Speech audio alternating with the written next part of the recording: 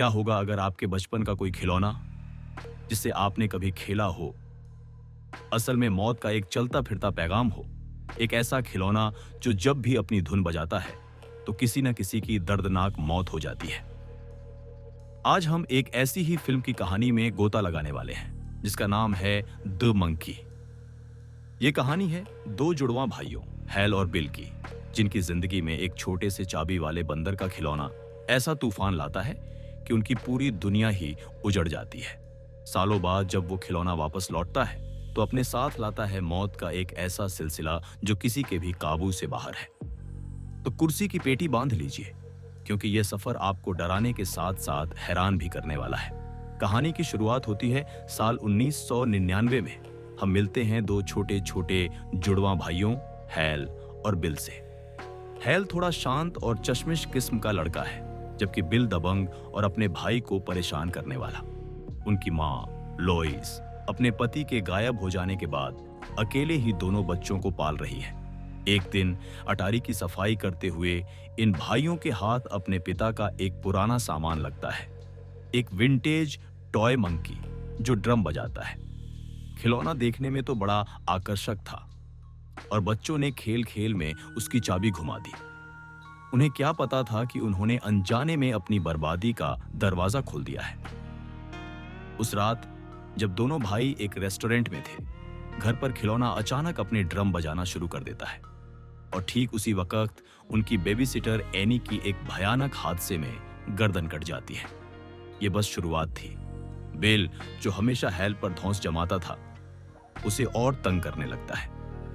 गुस्से और चिढ़ में आकर हैल ये सोचते हुए खिलौने की चाबी घुमा देता है कि काश ये खिलौना उसके भाई बिल को ही खत्म कर दे। लेकिन होने को कुछ और ही मंजूर था। खिलौने का असर बिल पर नहीं, बल्कि उनकी मां लोइस पर होता है। बिल की आंखों के सामने उनकी मां को दिमाग की नस फटने से एक दर्दनाक मौत मिलती है। यह हादसा दोनों भाइयों की जिंदगी हमेशा के लिए बदल देता है। अपनी मां की मौत के सदमे से हैल पूरी तरह टूट जाता है। वो उस मनहूस बंदर को एक बक्से में बंद करके पास के एक कुएं में फेंक देता है, इस उम्मीद में कि वो उसे फिर कभी नहीं देखेगा। इसके बाद दोनों भाइयों को उनके अंकल चिप और आंट इडा के साथ रहने के लिए भेज दिया जाता है। लेकिन किस्मत उनका पीछा नहीं छोड़ती। वो श्रापित खिलौना रहस्यमयी तरीके से उनके नए घर में भी पहुंच जाता है। इस बार बिल उसकी चाबी घुमाता है और नतीजा, उनके अंकल चिप घोड़ों की भगदड़ में कुचलकर मारे जाते हैं। अब दोनों भाइयों को यकीन हो जाता है कि यह खिलौना श्रापित है। वो उसे फिर से बक्से में बंद करते हैं और कसम खाते हैं कि अब इसकी चाबी कोई नहीं घुमाएगा। कहानी 25 साल आगे छलांग लगाती है। हैल अब बड़ा हो चुका है और अपने अतीत के सदमों की वजह से एक डरी सहमी और अकेली जिंदगी जी रहा है। उसने अपने बेटे पीटी से भी दूरी बना रखी है, इस डर से कि कहीं उसकी वजह से उसके बेटे को कोई नुकसान न पहुंचे। वो अपने भाई बिल से भी सालों से नहीं मिला है। दूसरी तरफ बिल एक अलग ही इंसान बन चुका है। वो जिंदगी को अपनी शर्तों पर जीता है और शायद उस खिलौने की ताकत को भूल चुका है, या शायद नहीं। सब कुछ शांत चल रहा था जब तक कि हैल को एक फोन नहीं आता। फोन बिल का था, जो उसे बताता है कि उनकी आंट इडा की भी एक अजीब और गरीब हादसे में मौत हो गई है और उससे शक है कि वो बंदर वापस आ गया है। हैल पहले तो बिल की बात पर यकीन नहीं करता। उसे लगता है कि यह सब बिल का कोई मजाक है। लेकिन जब वो अपनी आंट के घर के लिए रास्ते में होता है तो एक मोटेल में उसकी आंखों के सामने एक औरत की बिजली के झटके से मौत हो जाती है। यह हादसा इतना भयानक था कि हैल का खून जम जाता है। उसे एहसास होने लगता है कि बिल सही कह रहा था। मौत का वो सिलसिला फिर से शुरू हो गया है। शहर पहुंचने पर एक रियल एस्टेट एजेंट बारबरा उसे बताती है कि पिछले एक हफ्ते में शहर में कई अजीब और भयानक मौतें हुई हैं। और इससे पहले कि हैल कुछ समझ पाता, एक गिरती हुई शॉटगन से बारबरा की भी मौत हो जाती है। अब हैल को यकीन हो जाता है कि वो बंदर लौट आया है और पहले से कहीं ज्यादा खतरनाक हो चुका है। हैल और उसका बेटा पीटी जल्द ही इस भयानक सच्चाई का पता लगा लेते हैं कि बिल न सिर्फ शहर में रह रहा है, बल्कि वो बंदर भी उसी के पास है। बिल ने रिकी नाम के एक स्थानीय लड़के को काम पर लगाकर उस कुएं से वो बक्सा निकलवाया था। यहां कहानी में एक चौंकाने वाला मोड़ आता है। बिल आज भी यही मानता है कि सालों पहले उनकी मां की मौत हैल की वजह से हुई थी, क्योंकि हैल ने उसे मारने की नीयत से चाबी घुमाई थी।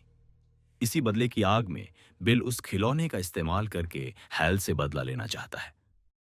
लेकिन बंदर का श्राप किसी के कंट्रोल में नहीं था। वो तो बस बेतरतीब तरीके से लोगों को मार रहा था। बिल को एक पैटर्न समझ आता है। जो भी चाबी घुमाता है, बंदर उसे छोड़कर किसी और को मारता है। अब बिल हैल के सामने एक भयानक शर्त रखता है। वो कहता है कि या तो वो हैल के बेटे पीटी से चाबी घुमाएगा, या फिर वो खुद तब तक चाबी घुमाता रहेगा जब तक कि बंदर हैल को नहीं मार देता, चाहे इस बीच कितने ही बेगुनाह लोग क्यों ना मारे जाएं।